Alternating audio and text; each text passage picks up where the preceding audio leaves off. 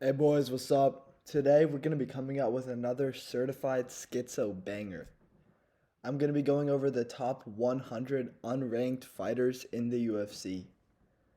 So yeah, without further ado, let's get into the criteria for the list. Alright, so here's the ranking system explained. Rankings are based in a pound for pound style, considering the fighter's skills and not how they would do in their own weight classes.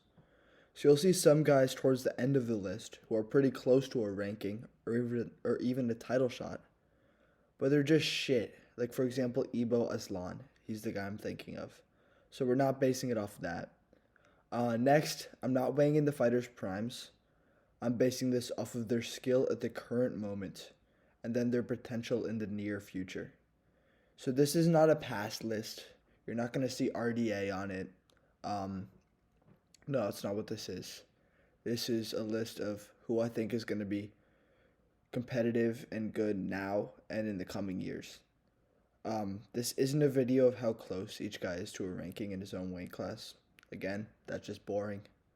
I don't want to see Ebo Aslan at the top of my list because this guy fucking sucks. So yeah. And then I forgot Calvin, but that guy can suck it. Shouldn't miss weight. And then what I did to kind of compile this list is I ranked every single unranked prospect in the UFC out of 10. And then I went to the top 10s, added them, top 9, the 8 out of 10s, 7 out of 10s, and then some of the 6 out of 10s until I had 100. So this is, I think, the best possible list I can make. If I forgot somebody other than Kelvin, it's not because I forgot them. It's just because they didn't make the list and they can suck it as well. So yeah. Here are my 5 honorable mentions. We got Francisco Prado, Abus Magomedov, Morgan Charrier, Mike Mallet, and Jordan Vucenic. All of which are pretty decent fighters. But yep, they just didn't make the cut. So yeah. Now we have our number 100 fighter. So I'm a big fan of this guy actually. This is Nicholas Iron Mata. He's a really good fighter, really good dude. He hasn't had the most success in the UFC. He's 3-2, but he's on a 2-fight win streak over Tom Nolan and Haisier Mahashate.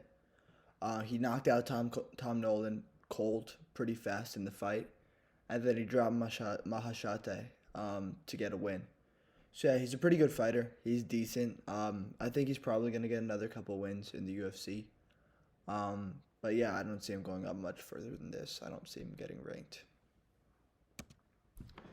Fighter number 99, the Leech Jingliang. So everybody loves the Leech. This guy's one of those fan favorite UFC fighters. Super popular, and he's a pretty decent fighter as well. He's got pretty good stand up. And he was known for his chin before the Prates fight. I remember it kind of being a narrative like, oh shit, is Prates still gonna knock this guy out? And he fucking did, man. He dropped him like 4 times. And the Leech didn't look super good in that fight. But you gotta remember, this guy is pretty solid. I think he beat D-Rod. A couple of years ago, he did knock out Muslim Salikov, but I'm not considering that really because it was so long ago. But yeah, I think this guy's still pretty good. And just because of his boxing and his power, I think he gets on the list, albeit on the lower side of the list. Fighter number 98, Adrian Yanez. This guy was a super prospect, man. Like everyone was saying, Adrian Yanez, future bantamweight contender. And then he just got fucking stopped by Rob Font, man. That was bad looks. He was on a 5-fight win streak. Now he's 1-3 in his last 4, sorry. I shouldn't say he's on a 2-fight skid. That's my bad. He's on a 1-fight skid, and then he won 1, and then before that he lost 2. Yeah, this guy's got really good boxing, but he just doesn't have any real other facets of his game. But just because this guy's insane at boxing, like this guy could probably be a pro boxer. He's that good at boxing. So he is on the list just because of that one skill, and I do think he'd be able to compete in like a pound for pound way with like someone like the Leech or Iron Mata. So yeah. That's Adrian Yanez. Fighter number 97, Michael Maverick Chiesa. This guy's a certified unk. He is not on the the front nine of his career, so to speak. He is on a 2 fight win streak.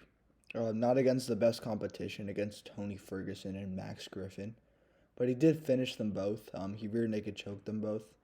Um, that's kind of why he's on the list. He doesn't have the best striking at all, not even close, but he has very good jiu-jitsu and pretty decent wrestling. And I do think he has the capabilities to beat um, all of the fighters ranked below him. Um, yeah, I still think he's pretty solid, you know. I don't think he's going to be ranked. I don't think he's ever going to get a title shot or anything close to it. But he's not a bad fighter right now, and I definitely think he has the capability to win some more fights. So, yeah. Fighter number 96, Rodolfo the Black Belt Hunter Vieira. Cold ass nickname, man, the Black Belt Hunter. This guy's a crazy BJJ fighter. He's like a legend in BJJ. ADCC champion, you know, all that shit. And he's done pretty decent in the UFC as well. He's 5-2 in the UFC. He's on a 2 fight win streak right now. And he has amazing jiu-jitsu. And the reason why I have him above Michael Chiesa is he's just kind of like a younger, more physical version of Michael Chiesa, insofar as they're both super dangerous jiu-jitsu fighters. But this guy's just got like a little bit more danger. I think he's gonna fucking smoke Andre Petrosky. I'm super low on Andre Petrosky. I don't think he's that good, and I think this guy's gonna move up to 11-2 and be 2 or 3 fights away from the middleweight rankings. So yeah, that's Rodolfo Vieira. Now we have the guy I was fucking talking about, fighter number 95, Ibo the Last Ottoman Aslan. This guy isn't that good. I'm just gonna go ahead and say that. I'm not gonna talk about him too much. He lost to fucking Anton Turkalj on the regional scene, which is a bad look. He was losing to him in the rematch before he did knock him out. Early stoppage, but he did knock him out. Yeah, this guy beats bums pretty much, but he does have pretty good power. He does have decent stand-up. And he's probably going to get ranked because 205 fucking sucks. But yeah, he's fighter number 95. Full disclosure, I probably should have put him at 100. I think the guys behind him could probably beat him in a pound-for-pound fight. So yeah. Fighter number 94 is Andre Sergipano Muniz. This guy's an even better jiu-jitsu fighter in the MMA setting than Rodolfo Vieira is. He's probably not as accredited in overall BJJ, but this guy in the MMA version of jiu-jitsu is second to none. Like, this guy's jiu-jitsu is insane. He submitted Jacare. He hasn't been the best in the UFC. He's 6-2. Should be 5-3 because I thought Park Shin-young beat him, which is why I have him higher up. Yeah. This guy's pretty good still. He's scheduled to fight Ikram in Kansas City. I think Ikram's probably going to beat his ass because Ikram's really fucking good. Either way, though, Andre Sergipano Muniz is a pretty good fighter. He was ranked at a time. And I wouldn't be surprised if he does get ranked later on in his UFC career. Fighter number 93 is Elizeu Zaleski Capoeira dos Santos. This guy's really good. He's one of those fighters that if you know about him, if you know just how good he is, you can consider yourself a hardcore fan. This guy put a fucking whooping on Benoit Saint-Denis. Made him look like a fucking punching bag. He's on the older side. He's 38 or 39, but he's still super dangerous. He knocked out Zach Scroggin in under a minute. Super good fighter still. He did lose to Randy Brown, but Randy Brown's a really good fighter. He's top 20 in the welterweight rankings, I would think. Yeah, this guy isn't really seeming to slow down. You know, he took Renat to a draw, which is pretty impressive. And I'm pretty high on him. I do think that there's a chance this guy can get ranked if he gets a couple easy fights. Maybe he beats Nicholas Dalby. I think he'd actually lose that fight. Maybe he beats another couple, like, upcoming prospects. I don't know. Give him the Renat rematch in Brazil, maybe. I don't know. This guy's good. I like him. Probably shouldn't have been talking about Easy DS for this long. But yeah, he's one of my favorite guys. So yeah. So fighter number 92 is Julian Juicy J. Erosa. This guy's pretty chinny. He doesn't have the best record in the UFC at 8-7. But that's kind of because he was in the UFC a while back. He lost a bit and then he came back and has been doing much better. He guillotined Christian Rodriguez, which is a pretty impressive win. Um, he's got a really good guillotine, and he pulls it a lot, and is pretty successful with it, I would say. Very dangerous guy at 145, good power as well. He is a little bit chinny, um, and he kind of does seem to lose whenever he gets a big step up in competition. But he's a very good fighter still, and definitely deserving of being on this list. Fighter number 91, one of the few 205ers on this list, is Navajo Sterling. This guy probably would have been higher if I made this list before his UFC debut, because I was pretty high on him coming off of the Contender Series. But then he took fucking Tuco the Blob Tokos to a decision. Tuco Taco Tokos. That guy's eating too many tacos, too much Taco Bell. Fucking fat ass slob. And this guy probably could have finished him had he been a little bit better, had he been a little bit smarter. He does have very good boxing, okay takedown defense, okay get up ability. But he doesn't have that finishing instinct that you would like someone at 205 to have. Most guys shouldn't be taking Tuco Tokos to a decision. That's a pretty bad look, I would say. Yeah, Navajo Sterling, still decent. Still pretty high on him. I would like to see another couple good fights, and maybe I'll rate him as a 7 out of 10 if he gets another knockout in the division. But right now he's a 6 out of 10. 6-0, undefeated fighter. I think he's only 27 or 28, so he does have a lot of room to improve. Oh yeah, that's Navajo Sterling. Fighter number 90 is Jake the Celtic Kid Matthews. Everyone was super high on this guy a while back after he beat Andre Fialho. I know some people had him ranked in their top 15, which is ridiculous because Andre Fialho's a bum. But he did look like fucking prime Muhammad Ali in that fight. He was just dropping him all over the place. He's very hit or miss. He's kind of just been winning one, losing one, winning one, losing one for a long time now. He's fighting Francisco Prado, who I have ranked at 101. You saw him in my honorable mentions at 312. I think that fight's pretty much a coin flip.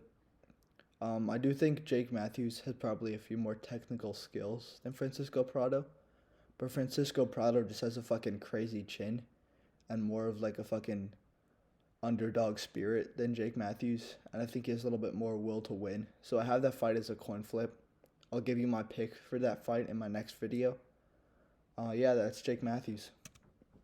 Fighter number 89 is Thiago Moises. This guy just beat Trey Ogden.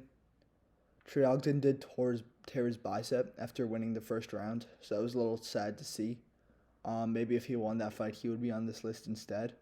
This guy's very skilled despite his record. Super good wrestling, solid BJJ, okay striking.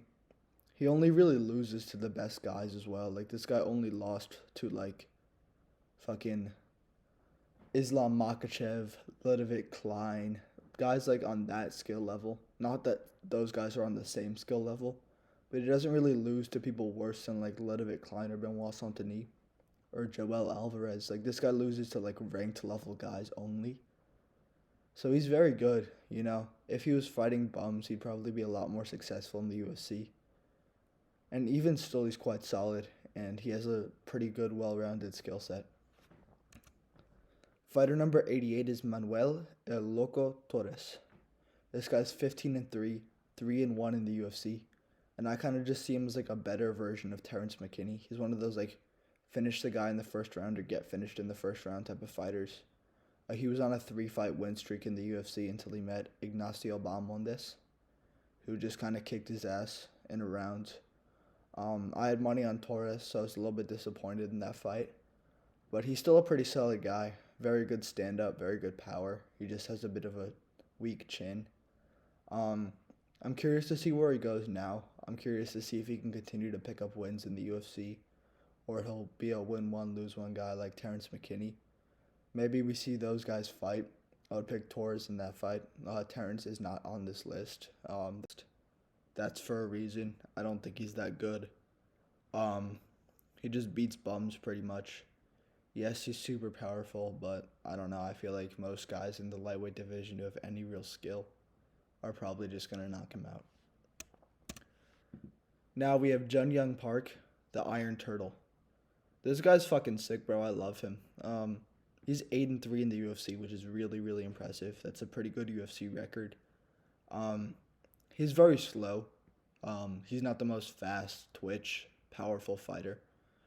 But this guy just got a crazy chin, and he'll just outgrind you in most fights. I thought he won against Muniz, which would put him at 9-2, which is an amazing UFC record. Um, yeah, this guy's just a grinder, man. He can just fucking outlast you and outpower you. Not outpower, he doesn't have the best power, but like outwill you, outdetermine you. Yeah, I'm a big Jun Young Park fan. And I think he's a pretty decent fighter, and I think he's probably going to continue to do decent in the UFC. I don't really think there's any shot this guy gets a title shot in his career, but I think he can get ranked for sure, especially in the middleweight division. You know, I think most decent fighters are only one or two good fights away from being ranked there. And I think this guy has that potential for sure. He just beat Brad Tavares, who's a very decent fighter, a mainstay in the rankings for like 5 years from like 2018 to 2022. So yeah, that's Jun Young Park. Fighter number 86 is Cesar Cecilia Almeida. This guy's fucking insane, dude. Crazy power. His only loss in the UFC is to Roman Kopylov, who's a very good fighter. Probably can be ranked on the sooner side. This guy's a former Glory kickboxer. He's 1-2 versus Pereira in kickboxing. He actually trains with Pereira a bit. He splits his time between Extreme Couture and Pereira's gym in Connecticut. He's got really good cage takedown defense. Very impressive for a kickboxer. Not the best takedown defense in the center of the octagon, but, you know, that's to be expected from a guy who's 36 and just transitioning into MMA. Pretty high on this guy. Really good knockout power. He just flatline KO'd Abdul Razak Al Hassan, who's not a bad fighter himself. Not even close to being on this list, but he's not a terrible fighter. Yeah, that's Cesar Almeida. Now we have Jared Flash Gordon. This guy's pretty cool. He always gets robbed. In another world, he'd be 10-4 because of the Patty and the Hackbrass fights. Good stand-up, good chin. Yeah, he's kind of just known for his striking on the feet, which is pretty decent. He did knock out, what's his name? The Danish guy. You guys know who I'm talking about. The older Danish guy who was like a Olympian. Yeah, I don't remember his name, but he knocked him out. This guy kind of just trades win and losses mostly, but he is pretty good. Good stand-up. Only really loses to the best of the division. I think he lost to Oliveira as well, with the Hackbrass and Patty, who are both decent fighters. So yeah, he's a pretty solid guy. Yeah. Fighter number 84 is Drew the Iron Chin Dober. That's not his real nickname. That's just what everyone calls him. You know, this guy's got a fucking crazy chin. He did get chinned by Frivola, but I do think he's a better fighter overall than Matt Frivola is, especially at this point in their careers. He's got really good boxing. He's one of those guys who's just gonna find your chin on you. He was like getting pieced up by Bobby Green, and then he just knocked him cold a while back. This guy's always pretty close to the rankings. You know, he just lost to Renato Moicano in a pretty close fight, who's top 10 guy. So yeah, I'm pretty high on this guy. I don't think he's ever gonna get a title shot again, but you know, he's pretty decent. He's not super far from a ranking, and I think he beats every guy below him. So that's why he's here. Drew Dober. Fighter number 83 is Carlos the Lion Leal. This guy's 0-1 in the UFC. He should be 1-0. He got brutally robbed versus Renat Fakhretdinov. He was nasty in the PFL, nasty in the LFA, nasty in UAE Warriors. He's roided to the gills, but you know, I respect that. He's 21-6 overall. Very good fighter. He's gonna fight Alex Moreau. That brings us to fighter number 82, who's Nasrat Haqparast. This guy's 17-5, 9-4 in the UFC on a 4-fight win streak.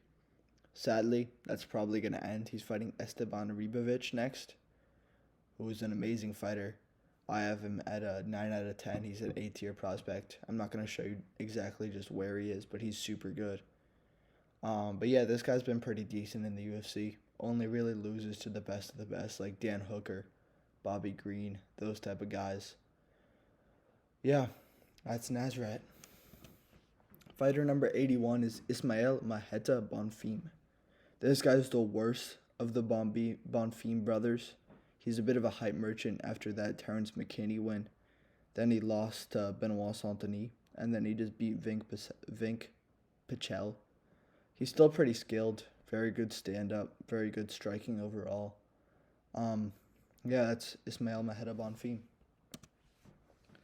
Now we have Hyder the Hurricane Emil. This guy's 34 years old. He doesn't really look 34 when he fights, though. He just knocks people the fuck out. He dropped Fernie Garcia like 4 times in their fight. Then he just beat Jun Young Lee, I think. Pretty decent Korean prospect. This guy's going to fight William Gomi next. Hopefully he knocks him out, gets that boring fighter out of ranking contention. Yeah, this guy's pretty decent, especially at featherweight, where he has a lot of power in the division. So yeah, that's Hyder Emil. Fighter number 79 is Alessandro Nono Costa. This guy's a shootbox guy. He trains with Oliveira. He's a former LFL flyweight champion. He's only lost to top 10 UFC fighters. I kind of have that flyweight champion there just because he has no real accomplishments in the UFC. But that's not to say this guy isn't really good. He has good striking, good wrestling, good jiu-jitsu, very overall well-rounded. And he's not super far from being ranked in flyweight. You know, he's only lost to Amir Albazi and Steve Erceg, who are both super skilled fighters. And 2 guys who it's not a bad look to lose to, especially because he rocked Amir Albazi in their fight, and he took that on super short notice. So yeah, Alessandro Nono Costa, I think he's going to improve on that UFC record in the next year. I think he's probably going to be like 4-2 at the end of the year. Quite a solid guy. He was going to fight Matt Schnell and probably get ranked, but then he had to pull out of that fight. Fighter number 78 is Raoni Barcelos. This guy's 8-4 in the UFC. Certified UNC status. You know, he's on the older side for sure. He fraud checked Peyton Talbot, who was like that super prospect coming up. I do have him ranked higher up than Raoni Barcelos just because I think he has more potential in the next year, in the next couple of years. But this guy's quite good. He's the first 7 out of 10 ranked fighter on the list. So he's kind of that threshold. Like now we're talking the pretty good guys who can contend right now. So yeah, that's Raoni Barcelos. Fighter number 77 is Hyun-Sung Peace of Mind Park. This guy's a really good wrestler. He has very good power for 125. He's fighting Niam Jargle, 2-man Dembril. Crazy name, fucking tongue twister ass fighter on 312. This guy's 2-0 in the UFC so far. Probably gonna fucking smoke Niam Jargle. Niam on 312. Probably just gonna fuck him up, out wrestle him, maybe even knock him out on the feet. This guy's quite good. Pretty high on him. I think winning road to UFC is a pretty good indicator of his skill set. And I think he's gonna do some pretty good things in the flyweight division. Fighter number 76 is Austin Bashi. This guy's got crazy wrestling, crazy jiu-jitsu. He's 0-1 in the UFC. Took a loss to Christian Rodriguez. But he's still super, super good. Very high on this guy. But he's just small for 145, man. He just loses a ton of size in the division. Which isn't the best look, you know, because he's like 5'2" in this division, which is not good. Only Volk can pull off being a midget in the division. We just saw that with Khan Ofli. You know, he just got fucking pieced up for 3 rounds against Muhammad Naimov. So yeah, this guy just needs to move the fuck down. Go to bantamweight. Get a ton of wins there. You know, this guy would be really good at bantamweight. He'd probably be much higher on the list. Alright, so fighter number 75, we have Neil the Haitian Station Magny. Everyone knows who Neil Magny is. He was in the rankings for a long-ass time in the UFC.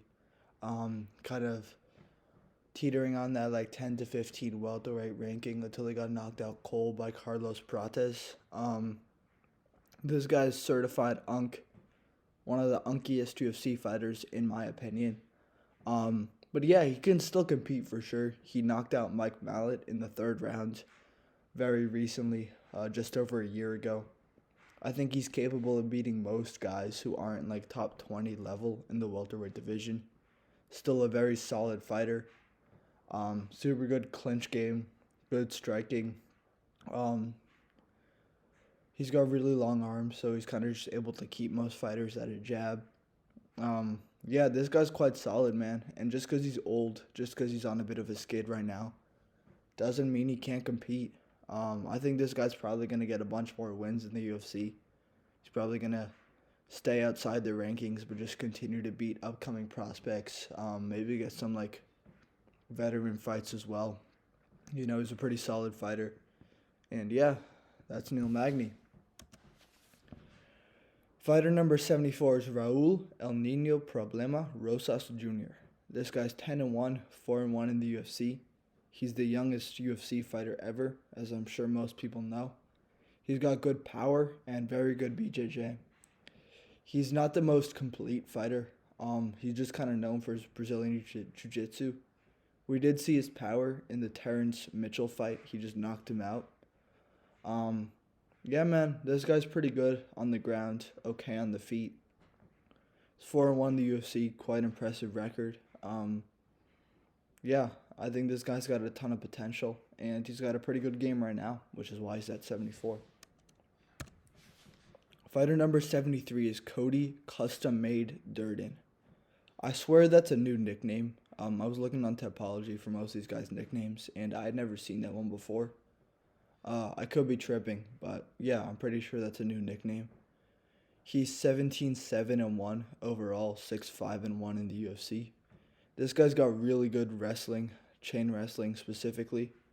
He can kind of just out-wrestle most guys who aren't amazing takedown defense or don't have really good striking.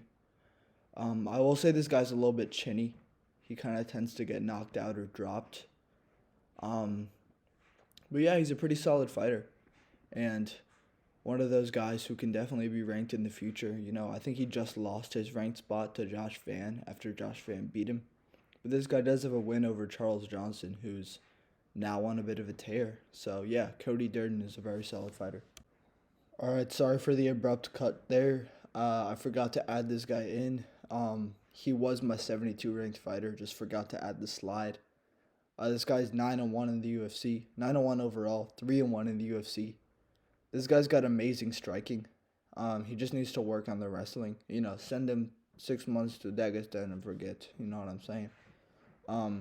Yeah, this guy just needs to work on that wrestling, man. I have him higher ranked than Raoni Barcelos, even though he lost, just because I think this guy's more potential.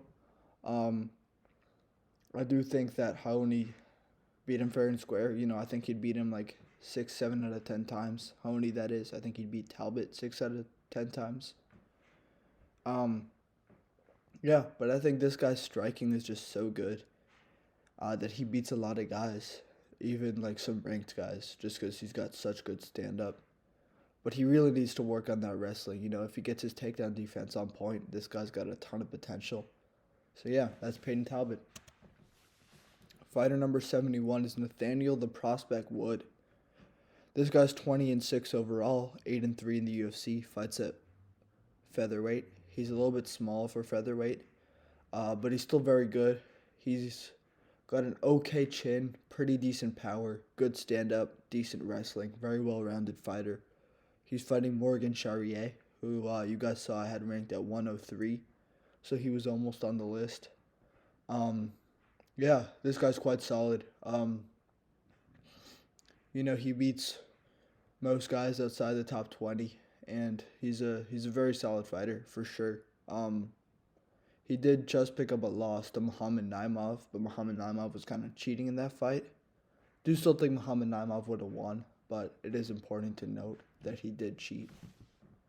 Now we have fighter number 70, who's Charles Air Jourdain. This guy did pick up a loss to Nathaniel Wood, but as we now know, this guy's a bantamweight. He's looking really good at bantamweight as well. He just submitted Victor Henry, who would probably be on this list if not for that loss, because Victor Henry's quite good, really good boxing. This guy also has good boxing, good submissions, okay wrestling. He's kind of just known for his guillotine and his boxing pretty much. He guillotined Ricardo Ramos. He guillotined Victor Henry. And this guy's just a really fun action fighter. And I think he's going to do good things in the bantamweight division for sure. He's probably going to fight in Montreal in May because this guy's from Montreal. So yeah, that's Charles Jourdain. Fighter number 69 is Christian C. Rod Rodriguez. Jourdain moved down. This guy had to move up to featherweight. He's just known for killing prospects, man. This guy just takes all those O's. He took Austin Bashy's O. He took Cameron Simon's O. He took Raul Rosas Jr.'s O. He's really good. Good wrestling, good boxing, very well-rounded fighter. And he can kind of just outlast people. You know, he can just, like, wait for you to gas out and then just beat you up. You know, he also took Isaac Bulgarian's O in that fashion. He got 10-8'd in the first round. And then, yeah, he probably should have lost that fight because I do think he lost the second round as well. But, yeah, that's Christian C. Rod Rodriguez. Very good fighter. Very talented. Now that I'm thinking about it, Isaac Bulgarian probably should have been on this list. That's my bad. He's the one fighter I forgot other than fucking Kelvin Gastelum, who I don't feel bad about forgetting at all. So I'll probably just put that in the comments. Isaac Bulgarian, top 100 fighter for sure. Fighter number 68 is Muhammad Hilman Naimov.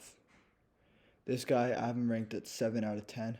He's got a 12-3 record, 4-1 in the UFC.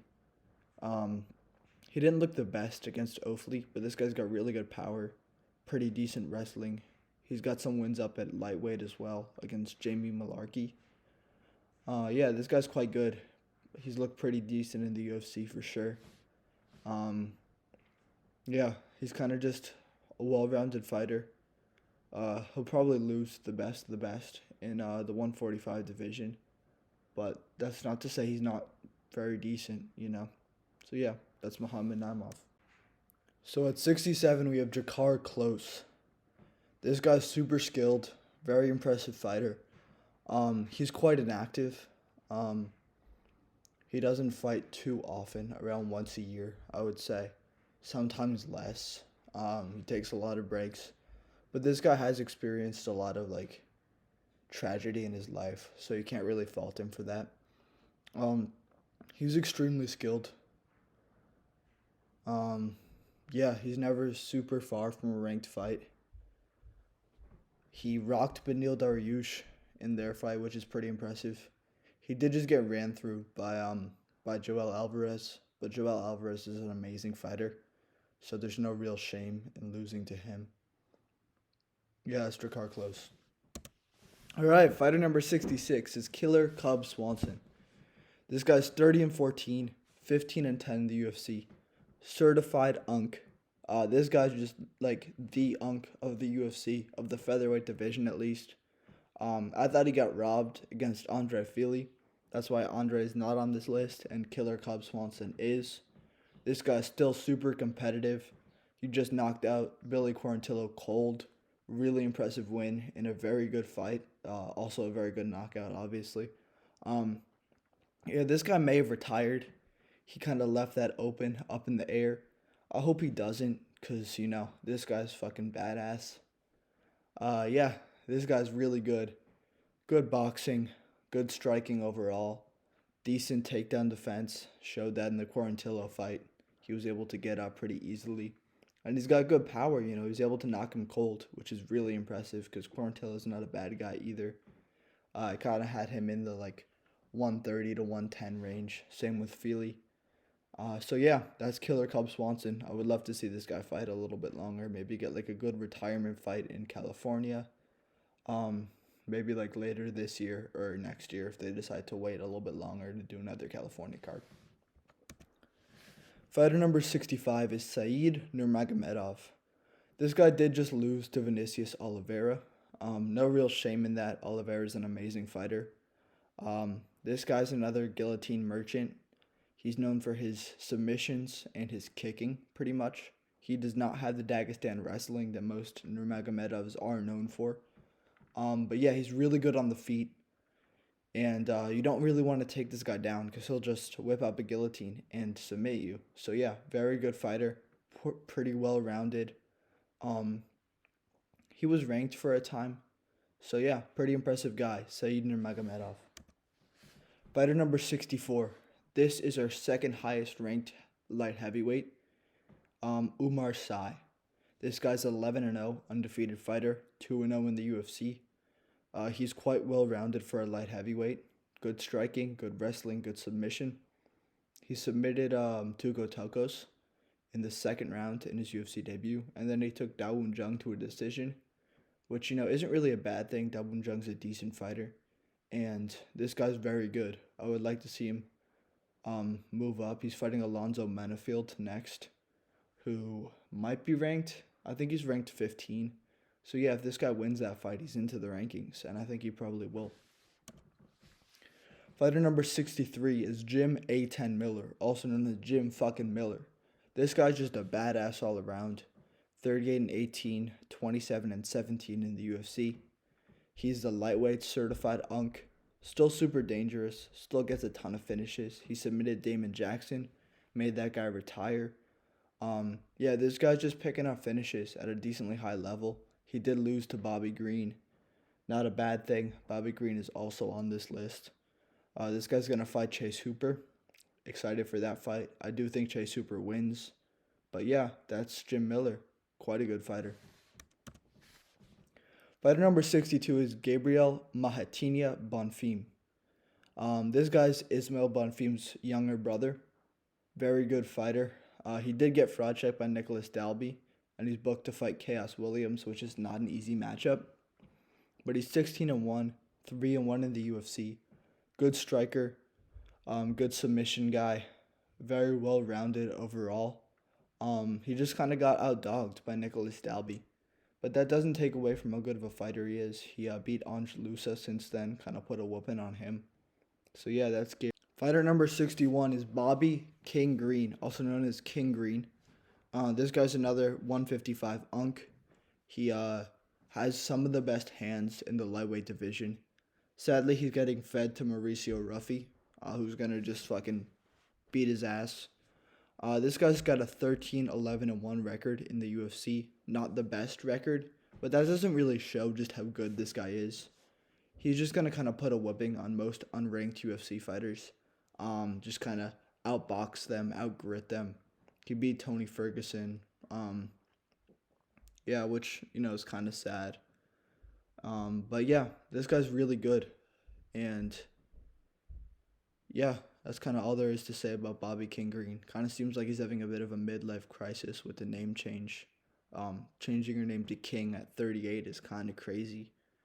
But yeah, this guy's really good hands. And yeah, that's Bobby Green. Fighter number 60 is Michael Johnson.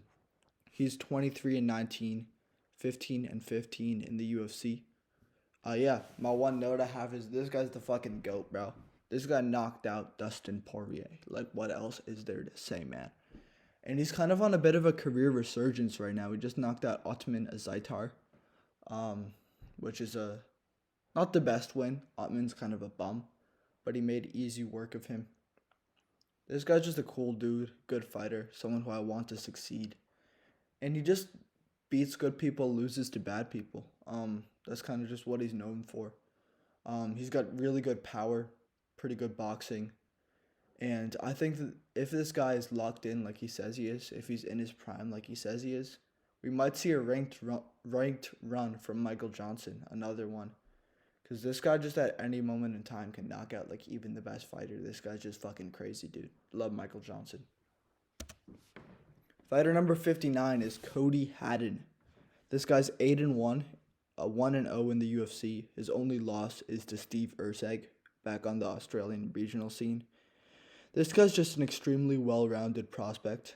He was on last year's Dana White's Contender Series. Picked up a win early on in the season and then went on to fight Dan Argueta in the UFC and win that fight. This guy's just really, really talented.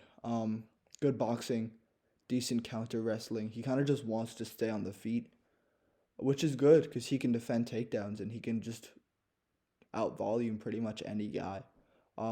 This guy was gonna fight Alexandre Topuria, then he had to pull out due to an injury. I think he would have won that fight and gotten that big name win that kind of just steps him up and kind of makes people just realize how good this guy is. I'm really high on Cody Haddon. I think he's going to do some pretty good things in the bantamweight division.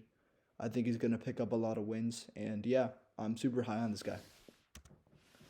Fighter number 58 is another Aussie, Far Jack Jenkins. This guy's 13-3, 3-1 in the UFC. He's a featherweight. He's kind of known for his leg kicks. He's booked to fight Gabriel Santos at 312. He's an underdog for some crazy reason. I think this guy's going to win. He's a really good striker overall. He's kind of known for his leg kicks. Yeah, this guy's quite talented. His only loss is to Chepe Mariscal. Yeah, I think this guy's going to win, and I think this guy does have ranked potential for sure. Fighter number 57 is Daniel Soncora Marcos. This guy's 17-0, 4-0 in the UFC with 1 no contest against, you know the guy, the Chinese fighter. Don't remember his name. He just lost to Raul Rosas Jr. Yeah, but he did get a no contest to him. He nutshotted him a couple times. But yeah, overrated record. Before the UFC, he was kind of beating bums. But this guy's really underrated hands. He just beat Adrian Yanez in a pretty much striking match.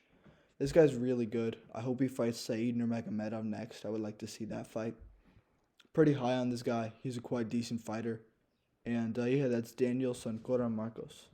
Alright, so fighter number 56 is Danny El Puma Silva. This guy's got really good hands. He's an excellent volume striker.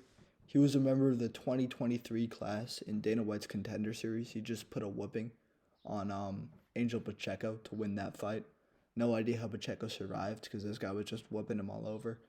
Crazy, crazy hands from this guy. He's booked to fight Lucas Almeida next. I think he's going to win that fight for sure. This guy's super, super talented. Very high on this dude, which is why he's up here, even though he only has one fight in the UFC. Yeah, super excited to see where this guy goes. Fighter number 55 is Mike Beast Boy Davis. This guy is, he sadly picked up a loss against Fares Siam this weekend. He has one of the worst injury luck in the UFC history.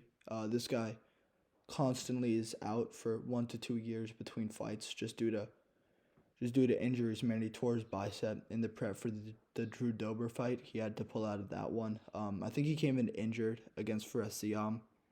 He's known for his wrestling, and he didn't look super good in that fight. He didn't really look able to wrestle. He's still quite a solid fighter. I'm still pretty high on this guy. He's 11-3 in the overall MMA, and then he's 4-2 in the UFC. His only losses in the UFC are to Gilbert Burns and Fares Siam, which are two decent guys to lose to, Other than that, he's 4-0. He was on a 4-fight win streak before the Ziam fight. Hopefully he rebounds. Hopefully he's able to fight again soon. I would like to see him fight Drew Dober. I wish this guy the best of luck because I think he has a ton of potential. Fighter number 54 is Chris Action Man Curtis. This guy's got crazy good hands. Yes, he's 5-4 in the UFC with 1 no contest, but that does not show how good this guy is. He is a tiny, tiny middleweight. He's talking about moving down to welterweight. I don't know if he's going to do that because Eric Nixick, his coach, says he always wants to do that and he still hasn't yet. He's one of the best pure boxers, man, in the UFC. He's not one of the best strikers. I'm not going to say that. That's crazy. But this guy's hands, man, are so good. He definitely took the second round off of Kopylov. Maybe even won the first. That was a brutal early stoppage. Fuck Mark Smith, bro. All my homies hate Mark Smith. Terrible referee. I've heard some things around the grapevine that he's a bit of a narcissist, quite biased when it comes to reffing. Hopefully, Dana White does something about that because that was a brutal, brutal stoppage. Terrible looks. He also let Kopylov foul him Anyways, not talking about Kopylov right now. We're talking about Chris Curtis. Super good fighter. Excellent takedown defense as well. Yeah, this guy's really good. He was ranked for a while. I think he still has the potential to be ranked, especially if he does move down. So yeah, that's Chris Curtis. Fighter number 53 is Randy Rude Boy Brown. This guy's 19-6, 13-6 in the UFC. He's been in the UFC for forever. He's a really good striker. Something kind of funny is this guy trains with one of my friends back in New York, one of the guys who I used to live with back in the day. Yeah, he's a really good striker, really long and rangy, very talented guy. He was on a bit of a streak before he ran into Brian Battle. Took him to a pretty close fight, and Battle missed weight for that fight, so he had a bit of a size advantage. This guy just needs to be more active, both in his fights and in his career. Yeah, quite a good fighter, and hopefully he does fight more and just fight a little bit harder when he does fight. Fighter number 52 is Islam the Ripper Dulatov. This guy has not debuted yet in the UFC, so this is a bit of a hot take that he's so high, but this guy's just so good at finishing people. He's 11-1. All 11 wins are by finish. He was booked to fight Adam Fugit or Adam Fuckit. And yeah, he did have to pull out of that fight. Hopefully he is able to make his debut soon. Super high on this guy. Really, really good prospect. One of the best guys from the most recent season of the Contender Series. I think this guy has a ton of potential. He's still very young. And then also he has 3 brothers who are all MMA fighters and are all fighting in the Octagon MMA organization. So yeah, this might be the next Nurmagomedov family. We'll see. Fighter number 51 is Chris Daco Padilla. This guy's 15-6, 2-0 in the UFC. He is super good despite this record. 2-fight win streak. He finished James Lontop and then Rong Zhu, both in the second round, I believe. This guy's really good. He's going to fight Jai Herbert next. I think he's going to beat him. This guy's a very talented prospect. Super high on him. Very well-rounded, as you can tell, because he got a submission and a knockout on the feet. He's got good wrestling, good submissions, good striking. Super high on this guy, man. Really good guy. Fighter number 50 is Nicholas the Danish Dynamite Dalby. This guy's got a record of 23-5-1. He's got 7-4-1 in the UFC, over 2 UFC runs. He didn't do great in the first one. On this one, he's doing much better. I think he got robbed versus Renat Fakhretdinov. He's on a bit of a career resurgence. He was on a 4-fight win streak before then. Should be on a 5-fight win streak. Should be ranked, honestly, if he won that Renat fight. This guy's pretty old, but he does look like he's in his prime. One funny thing about this guy is if you see his fights, he's got a really weird breathing style. I think he gets it from Wim Hof, who's like a Danish, like, kind of nutty breathing instructor. So this guy's got super good cardio. He kind of just outlasts a lot of his opponents. Yeah, this guy's got a ton of potential, which is weird to say because he's old, but he's still super good. Still seems to be in his prime. So yeah, that's Nicholas Dalby. Fighter number 49, the only heavyweight on this list, is Mario Pinto. This guy's really fast and really technical for a heavyweight. He got a pretty impressive knockout in like the first minute of his fight in the Contender Series. He's going to debut versus Austin Lane pretty soon. He's 9-0 right now. He's going to be 10-0 after that fight. Good power, good striking. This guy was the LFL heavyweight champion for a while in the Netherlands, I believe. Yeah, I'm excited to see this guy fight in the UFC. I think he's probably the best heavyweight prospect in the UFC right now. So yeah, that's Mario Pinto. I think this guy might save the heavyweight division. Hopefully. Probably not, but hopefully. Fighter number 48 is Javid the Snow Leopard Basharat. This is the worst Basharat brother. He's got a brother named Farid, who's also in the UFC and also on this list. This guy's 3-1 with 1 no contest. He only really fights to decision, which, isn't the best look, but he's very skilled. He's very well-rounded, good striking, good wrestling. Yeah, hopefully this guy does rebound. Actually, hopefully he doesn't rebound. Fuck this guy. He's annoying as fuck. He nut kicked Victor Henry and then acted like he didn't.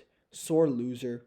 Terrible, terrible fucking sport in the UFC. Hopefully this guy goes on a massive fucking losing streak.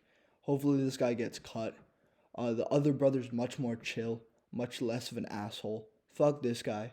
Hopefully he gets cut. Hopefully they throw him to fucking Vinicius Oliveira and he just marks him, bro. Fuck Javid Basharat. This guy sucks. He doesn't suck, but I'm not a fan of him. I think it's embarrassing when you kick someone in the nuts and then act like you don't. Major dick move. No pun intended. Fuck this guy. On to 47. Pedro the Young Punisher Munoz. You know what? Let's have these two guys fight. Pedro Munoz versus Javid Basharat. Pedro Munoz is going to beat his ass, and then he's going to get a winning record in the UFC once again. This guy's got an insane chin. Still very skilled despite his losing streak. He did just lose to Ayman Zahabi in a pretty close fight. This guy does need a rebound fight, and let's give him fucking Javid Basharat, man, because this guy will win, and I will put a lot of money on him to win because he will be an underdog. Fighter number 46 is Chaos the Ox Fighter Williams. This guy's 15-3, 6-2 in the UFC, extremely inactive. For like 3 or 4 years, he had this streak where he only fought in May, and he would always win, but he would only fight in May. Now he's not going to do that. He's fighting Gabriel Bonfim in February. I think he's going to win that fight. He's a very good striker. Good knockout power. He just knocked out Carlston Harris last May. So yeah, I'm quite high on Chaos Williams. Very, very talented fighter. One of the better welterweight prospects in the division and on this list. All right, so fighter number 45 is Daniel Golden Boy Zellhuber. This guy's got crazy hands. Really, really good striking. He is coming off of a loss, but he lost in the fight of the year in 2024. One of the best fights that I saw that year, and one of the best rounds I saw of all time, round 3 versus Esteban Ribovic. This guy's super, super impressive. That fight was super close, and Esteban Ribovic is an amazing fighter. This guy's so talented, such good hands, really impressive guy. And I believe he's training at Extreme Couture now, so he's getting good looks, and I think he's only going to improve going forward. And I'm super excited to see where this guy goes in the lightweight division. Fighter number 44 is Kevin Trailblazer Holland. This guy's very inconsistent, but he's super skilled. Good striking, good jiu-jitsu, pretty shit wrestling. He's 13-10 with 1 no contest in the UFC. But he is 1-4 in his last 5, so before then he was 12-6, which is much better. This guy has a pretty bad mentality. He kind of just accepts losses and just takes short notice fights, and then he can kind of be like, oh, I lost this because blah, blah, blah. And yeah, terrible mentality, kind of a douchebag, but yeah, pretty good fighter. Fighter number 43 is Guram the Georgian Viking Kutateladze. This guy is 2-2, and he does not have the best UFC record, but he is one of the best lightweights in the division. Very talented fighter. He won against Mateusz Gamrot, which is super impressive. He also beat Jordan Vucenic, who is a pretty decent guy. You know, he was on my honorable mentions list. So yeah, despite this guy's UFC record, super talented all-around fighter, good striking, good wrestling. Yeah, hopefully this guy fights soon. He's super inactive, and every single fight this guy has is a banger. You know, his fight versus Elvis Brenner, I thought was one of the best fights in 2023. I've rewatched that fight like 10 times, man. I love that fight so much. Yeah, that's Guram Kutateladze. Fighter number 42 is Ignacio La Jaula Bahamondes. This guy's 5-2 in the UFC. Super skilled kickboxer. He does kind of use his height and reach to his advantage very skillfully, which is why I have him down as a height merchant. This guy just knocked out Manuel El Loco Torres, in the Sphere. So yeah, this guy's really good. Good striking, good all-around fighter. He's still pretty young, so I'm excited to see where this guy goes in his UFC career. I think he's booked to fight soon, so yeah, I'm excited to see this guy fight. Now we have Roman Kopylov. This guy just beat Chris Curtis. Very good kickboxer. He used to have really bad takedown defense, but that has improved recently. He's 6-3 in the UFC, 14-3 overall. So yeah, this guy's just kind of known for his striking. He's got really, really good striking. He beat Cesar Almeida, who is a glory kickboxer. He dropped him and then kind of just wrestled him to win that decision. So yeah, this guy has improved his wrestling, obviously, as I just mentioned. Yeah, good fighter. Excited to see where he goes. I think he's looking probably at a ranked fight. So yeah, that's Roman Kopylov. Fighter number 40 is Oban the Welsh Gangster Elliott. This guy is very talented. He's a very complete fighter, good striking, good wrestling, and then he's also pretty good on the mic. You know, we had Chael Sonnen walk him out and coach him. He's 3-0 in the UFC, 12-2 overall.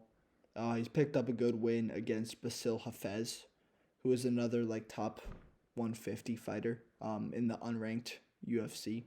I had him in a 5 out of 10, so it's not bad, you know. So yeah, this guy's quite good.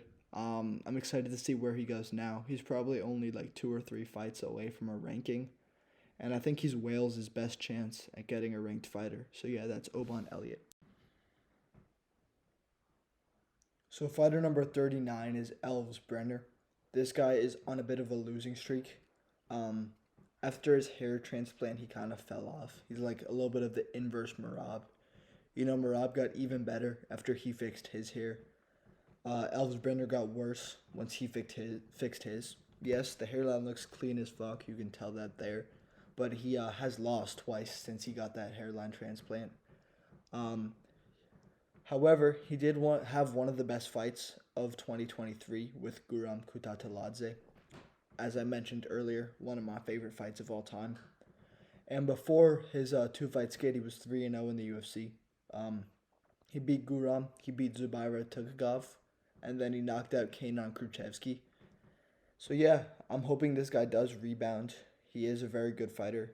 Good hands, good jiu-jitsu, decent wrestling. He trains with Charles Oliveira. So yeah, wishing the best for Elvis Brenner. Maybe he reverses the hair transplant and goes on a run. You never know. So, at fighter number 38, we have Ming Yang Mountain Tiger Zhang. This guy's 18-6, 2-0 in the UFC. 18 round 1 finishes. This guy's just crazy, bro. Like, this guy just knocks people the fuck out, submits them, you know.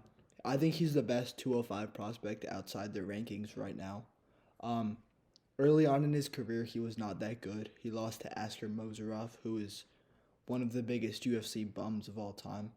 But, you know, since then, he's been amazing.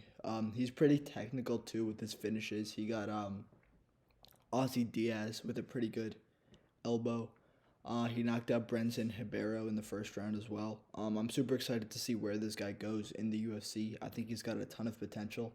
He's got this gimmick where he calls out Alex Pereira after every win, which I think is pretty funny. And yeah, I would like to see them fight maybe one day in the future if Pereira is still around when Ming Yang Zhang makes his way up to the top.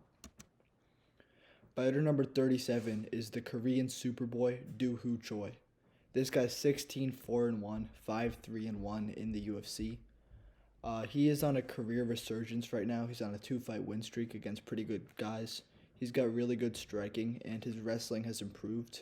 As we saw in the Nate Landwehr win, he kind of just out-wrestled him, picked him apart on the feet as well. This guy's got a ton of potential. I think he can compete in the lower end of the rankings right now. And he's only getting better. So yeah, that's the Korean Superboy. Fighter number 36 is Myron the Legend Santos. This guy is the Ultimate Fighter Season 32 featherweight winner. He's got really good hands. He improved a ton since he lost to Dan Argueta. He's 14-1 now, 1-0 in the UFC. He's booked to fight Francis Marshall. I think he's definitely going to win that fight. I think he's just going to pick him apart on the feet and maybe knock him out. Super high on Myron Santos. Fighter number 35 is Rainier the Dutch Knight de Ridder. This guy's 19-2, former 1FC double champion. He's 2-0 in the UFC right now. He's got really good BJJ, pretty good judo. His wrestling has definitely improved. I kind of see this guy as a Dricus 2.0. Dricus is of Dutch origin. Rainier de Ridder is from the Netherlands himself. They're both kind of sloppy fighters with pretty sloppy striking and very good BJJ, and also pretty good trips. Dricus got that head and arm throw against Robert Whitaker. Um, so yeah, this guy's got a ton of potential in the UFC, especially at middleweight, which was his better division in ONE FC. So yeah, I'm excited to see where this guy goes. So fighter number 34 is Dominic the Dominator Cruz. Everyone knows this guy, former two-time bantamweight champion. I have him as the bantamweight GOAT. I don't agree with that. I think it's Marab. Either way, this guy can still compete on the highest level, 100%. Super impressive fighter. He is 7-3 in the UFC, 24-4 overall. He was winning against Cheeto before he got knocked out. I think he will beat Rob Font in Seattle.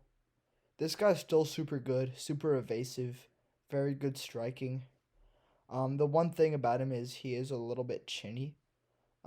He got dropped a bunch of times versus Cheeto. He got dropped versus Pedro Munoz. So yeah, he's a little bit chinny for sure, but he is still a very good fighter. And yeah, I think he's still super capable of winning a bunch in the bantamweight division. Fighter number 33 is Jacoby Kobe Smith. This is pretty much the opposite of Dominic Cruz. This guy's super untested in the UFC, but he has so much potential. It's unreal. Like, this guy's crazy. Insane wrestling, insane power, insane speed, and he still has so much room for progress. He's only 29 years old. Like, this guy can get so much better. And he's just running through guys at the highest level. Like, he knocked out Preston Parsons cold on a week's notice. He smoked Christian Savoy in Dana White's Contender Series. Just mauled him in a round, and then beat him in the second round. Super, super impressive fighter. Very, very high on this guy for sure. Yeah, that's Jacoby Smith. Fighter number 32 is Jonathan the Dragon Martinez. This guy, 19-6 record, 10-5 UFC record. This guy has some of the best leg kicks in the lower weight classes. This guy got a leg kick TKO on Adrian Yanez, man. This guy has such good striking. Yes, he is on a 2-fight skid, but those 2 losses are to Jose fucking Aldo and then Marcus McGee, where he just seemed like a little bit off and a little bit timid against Marcus. And he still picked up the last round. He still won that last round and almost had him out with the leg kicks, man. This guy's super good. Tons of potential still. Very good striking. And yeah, this guy's super good. Fighter number 31, Cody Steele. This guy, man, he's 7-0 overall. Has not debuted yet in the UFC. But this guy is so, so impressive to me. Like, this guy is one of the best prospects coming out of Contender Series in the past couple years. Super accredited BJJ champion. Good wrestling. Decent striking. And this guy's like Justin Gaethje, man. He just comes forward and tries to kill you. This guy is super good. He's fighting Rong Zhu in Australia. I think he is going to beat Rong Zhu pretty easily. I think it's going to be a very fun fight. And I think it is a fight that Cody Steele will win. I'm super, super confident that this guy will eventually get into the rankings. I don't know if he's going to get a title shot, but I'm super high on Cody Steele. Fighter number 30 is Ray Saruya. This guy is 1-0 in the UFC, 10-0 overall. Nasty BJJ and wrestling. This guy on the ground is so, so impressive. His scrambles in the Carlos Hernandez fight were unreal. This guy is super, super good on the ground. Kind of think of him like another like Tatsuro Taira type grappler. Super good control once he has you in a body lock. I'm very high on this guy. He's still super young. Still has a ton of room to grow. Ton of room to get better and stronger for the division. And I think in 2-3 years, man, we're going to be talking about this guy as a future title contender. Fighter number 29 is Joe Anderson Tubarão Brito. This guy's 17-4-1, 5-2 in the UFC. I thought he was robbed versus William Gomis, but it was a close fight, and he didn't look as good as he normally does. This guy just known for his finishes. He just beats people the fuck up. He beat Weston Wilson super fast. He beat Lucas Alexander. This guy's just super super good, man, and I'm very high on him. I think he has ranked potential for sure, especially if he just kind of gasses out a little bit less and just kind of goes back to the tuber route who just finishes motherfuckers. So, fighter number 28, this is the guy that beat Joe Anderson Brito, William Jaguar Gomi. This guy's 14-1, 4-0 in the UFC. He's actually 14-2. That's my bad. He robbed Brito for sure. Bit of a boring point fighter, but he is very skilled. Super technical, very good kickboxer. Yep, that's William Gomi. I'm not going to talk about him too much. Fighter number 27 is Renat Gladiator Fakhretdinov. This guy is 24-2-1. I will say his record shows a little bit differently in the UFC, but I'm going off the Tapology records. So yep, that's why I have his record there.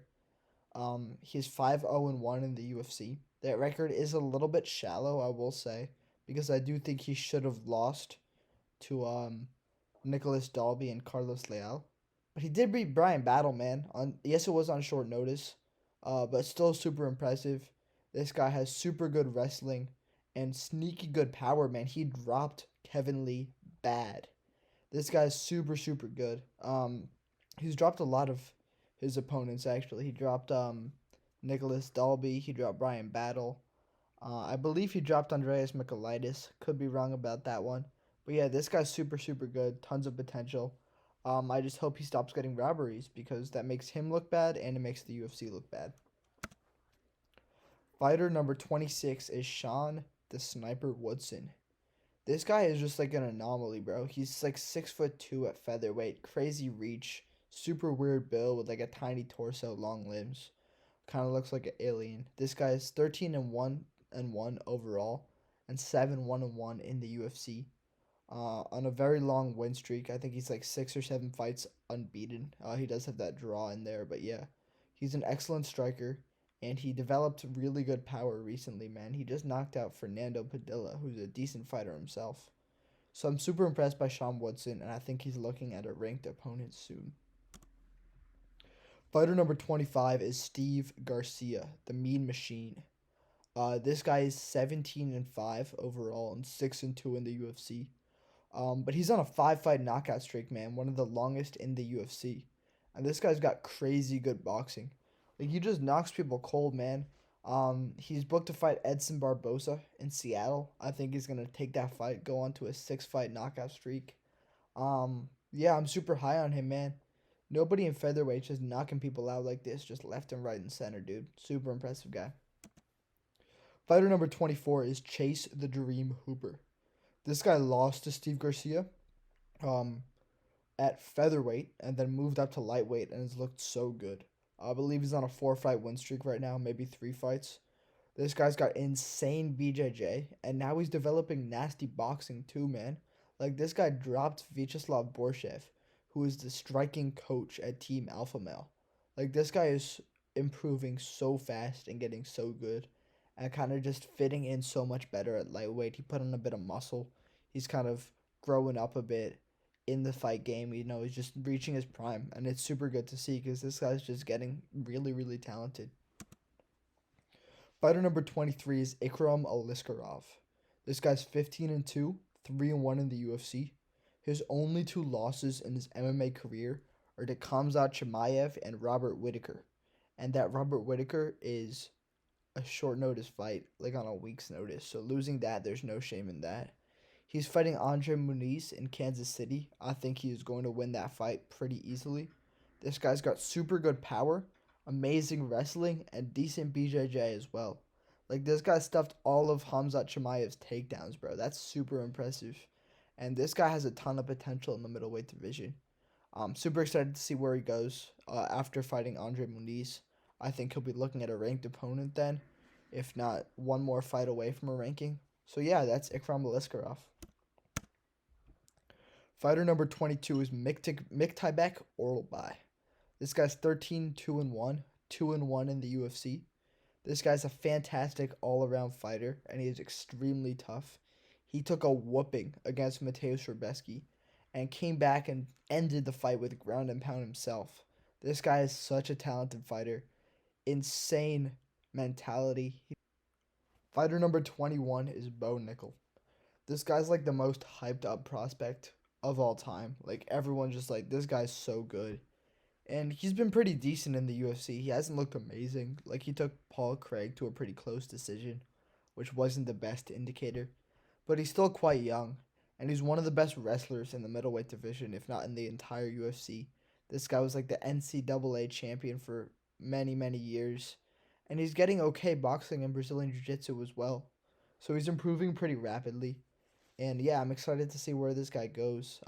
He's not any higher just because of how he looked against Paul Craig. Was not the most impressive win. In addition, he took Cody Brundage to the second round. Also not the best look. But yeah, I still think he's got a ton of potential. So yeah, that's Bo Nickel. Fighter number 20 is Brian the Butcher Battle. This guy's 12-2, 7-1 with one no contest in the UFC. His only loss is to Renat Fakhretdinov. But since that fight, this guy has improved so much. His striking has improved leaps and bounds. This guy's boxing is insane. He put a clinic on Kevin Jousset.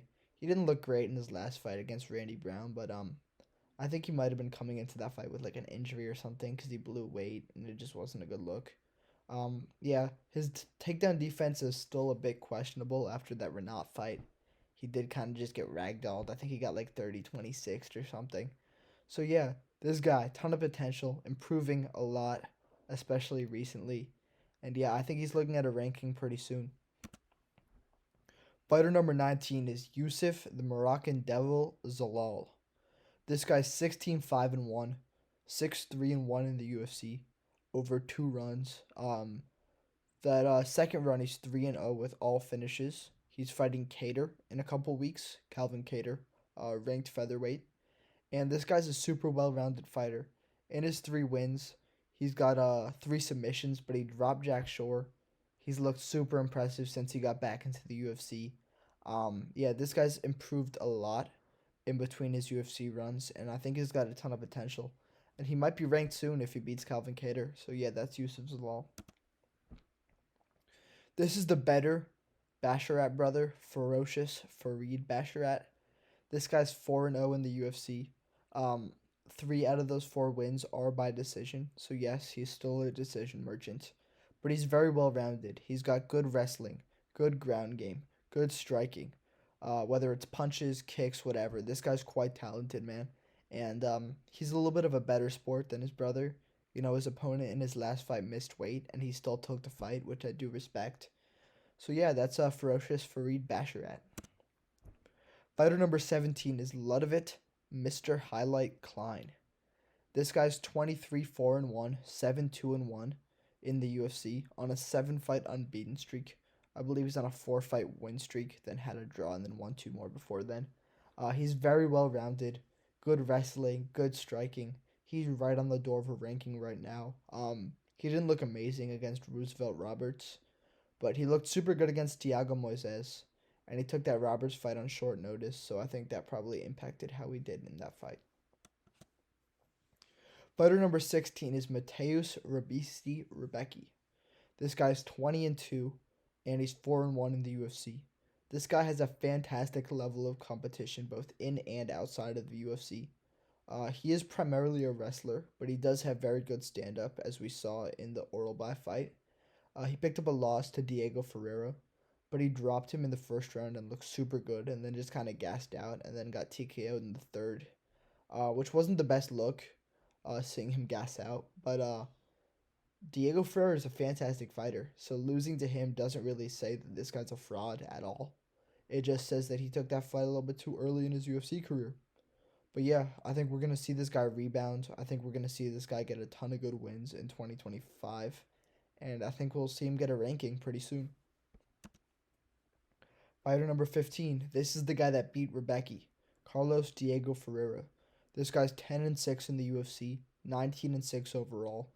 This guy has a fantastic level of competition inside the UFC, only loses to the best of the best, to the top ranked guys. And yeah, this guy's super impressive. He was ranked for a while. He got ranked for a bit after he knocked out Michael Johnson cold. And yeah, I think this guy still, even though he's a little on the older side, does have a ton of potential. So yeah, that's Carlos Diego Ferreira. Fighter number 14 is Joe Bodybags Pyfer. This guy's 13-3 overall, 4-1 in the UFC. His only loss is to Jack Hermanson. And since then he knocked out Marc-Andre Barriol. He's about to fight Kelvin Gastelum. I think he's gonna fuck Kelvin Gastelum up. This guy's known for his top tier power. He's got like the UFC PI record or some shit. But he also has really good jiu-jitsu. He submitted Abdul Razak Al Hassan. He trains with guys like Sean Brady, who's super talented. I think he does some grappling matches in Cage Fury. So yeah, this guy's very, very good. Yeah, people don't know how well rounded this guy is, and just because he lost to Jack Hermanson while he was still a little green in the UFC, does not say by any means that this guy's a bad fighter, in my opinion. Fighter number 13 is Gregory Robocop Rodriguez. This guy is 7-2 in the UFC, 16-5 overall. He is a very good, well-rounded fighter, and he's fighting Jared Cannonier in the Apex. I think that fight's going to be so violent, man. They're both just like guys who love to throw with malicious intent. I think Robocop will win. I think he's just kind of trending upwards while Cannonier's trending downwards. So yeah, we're going to see this guy get ranked soon. Fighter number 12, Kevin El Chino Vallejos. So this guy's 14-1, has not debuted yet in the UFC. But he's got insane boxing combinations, super good striker, and his only loss in his entire MMA career is to John Silva in Dana White's Contender Series. And that's not a bad look, man. Losing to John Silva, who's another top-tier prospect, is very impressive. So yeah, Kevin El Chino Vallejos, I'm super high on the guy. Now we have Chepe Machine Gun Mariscal. This guy's 17-6. He's our first 9 out of 10 ranked prospect. He fights in the featherweight division, and he's 4-0 in the UFC. This guy's a very well-rounded fighter, super tough, and he's so underrated in the featherweight division, man. Like, this guy's on a streak right now, beating very good fighters. He even beat Trevor Peek up at lightweight, which is pretty impressive. So yeah, I'm very high on Chepe Mariscal, and I think he's gonna do some damage in the featherweight division. Fighter number 10 is Ramazan Tamerlan Tamarov. This guy's 18-2, fighting in the flyweight division, and he's 1-0. This guy has insane power in boxing for a flyweight. He dropped CJ Vergara twice and finished him in a round, made him look like a punching bag. And this guy's from, I believe, Uzbekistan, so he probably has pretty good wrestling as well. I haven't seen it yet, but I'm pretty high on him. He is fighting Charles Johnson, who's one of my favorite fighters. So I hope he loses that fight. But realistically, I do think he'll probably win, and I think he'll find his way into the rankings pretty soon. Alright, so fighter number 9 is Fares Smile Killer Ziam. This guy's 17-4 overall, 7-2 in the UFC. He's got really talented striking and wrestling. It seems that he's improved in his strength and power recently. You know, he got his first finish in the UFC against Matt Favola. He looked really good against Mike Davis. And he's on a 5-fight win streak against pretty solid guys right now. So, yeah, super high on Fares Ziam.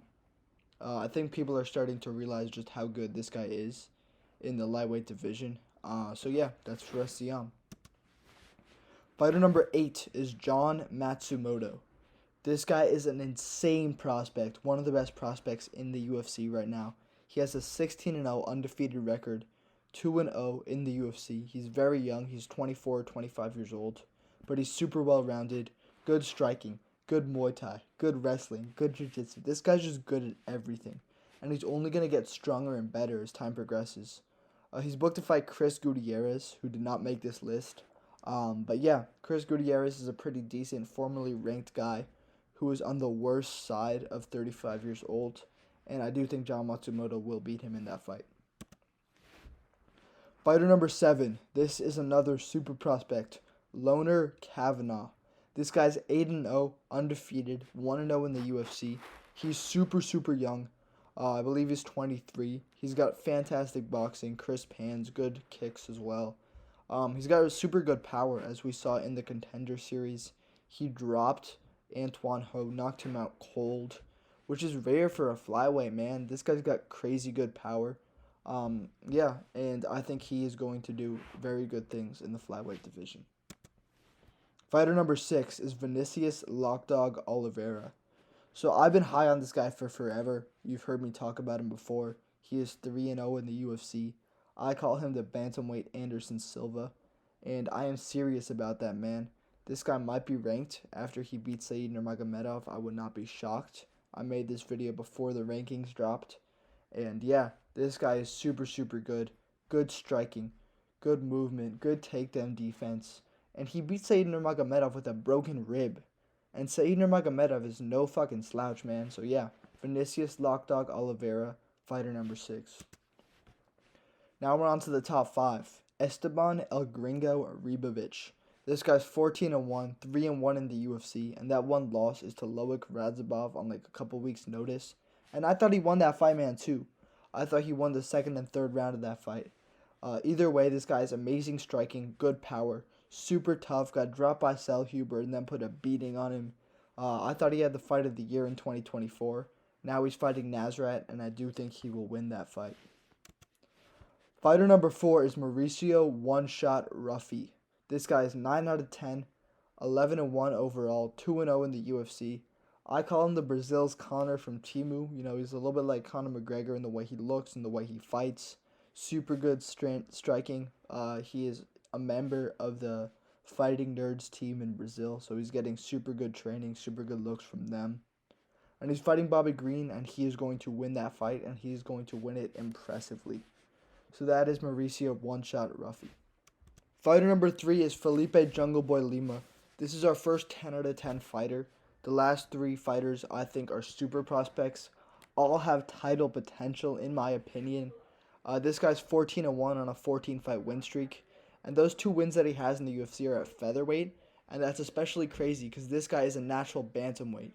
So yeah, I could not be higher on Felipe Lima. This guy is super impressive. 2-0 against decent opponents in the UFC. Against Miles Johns and against Muhammad Naimov. He's my top prospect 2024.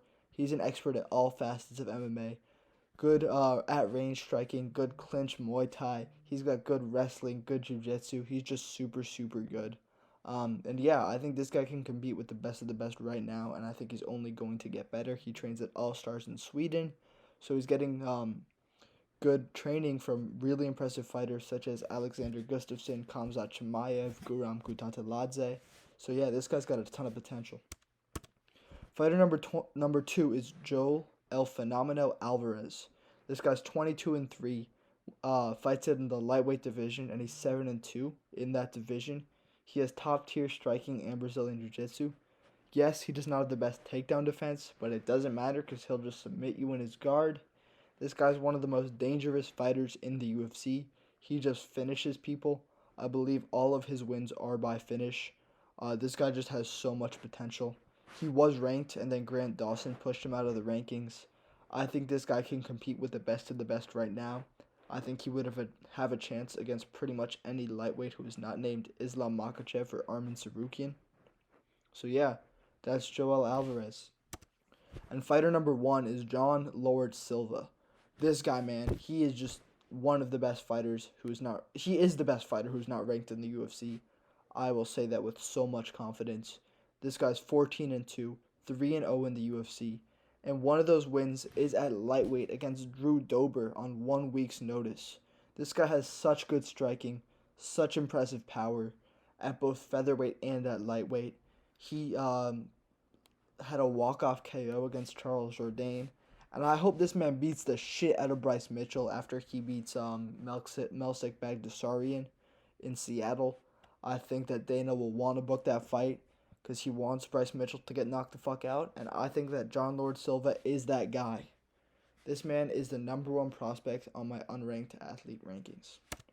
So yeah, thank you guys so much for watching. This is a bit of a long video. I don't think anyone has ever done this shit. I don't know why anyone would ever do this shit, but yeah, that's why I come in. That's why MikeyMMA is here. I'm making those videos for hardcore fans, so if you like that shit, please like, please subscribe. It means a lot to me. Please comment with what you think. Yeah, thank you so much for watching again, and peace. Have a good one.